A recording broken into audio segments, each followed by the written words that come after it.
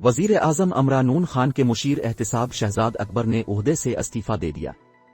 تفصیلات کے مطابق وزیر اعظم عمران خان کے مشیر خاص برائے احتساب شہزاد اکبر نے ٹویٹر پر پیغام جاری کرتے ہوئے کہا کہ میں نے بطور مشیر اپنا استعفیٰ وزیر اعظم کو بھیج دیا ہے۔ امید ہے عمران خان کی قیادت میں احتساب کا عمل جاری رہے گا، پارٹی سے منسلک رہوں گا اور قانونی خدمات دیتا رہوں گا۔ I have tendered my resignation today to PM as advisor. I sincerely hope the process of accountability continues and leadership of PM as per T's manifesto. I will remain associated with party and keep contributing as member of legal fraternity. Corona کے دوران حکومت کی جانب سے اقدامات نہ کیے جانے پر میرا کاروبار ٹھپ ہوا، متھن چکرورتی۔ مرزا شہزاد اکبر، جنوری 24، 2022۔ اس سے قبل یہ خبریں میڈیا میں گردش کر رہی تھیں کہ وزیر اعظم عمران خان اپنے مشیر شہزاد اکبر سے ناراض ہیں۔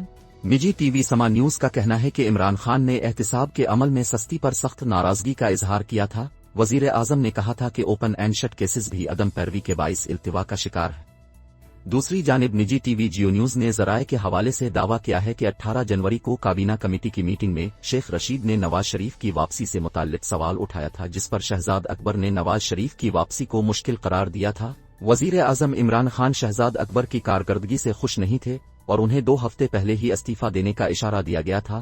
شہزاد اکبر کو خود سے استعفیٰ دے کر جانے کا کہا گیا، بصورت دیگر وزیر اعظم انہیں برطرف کر سکتے تھے۔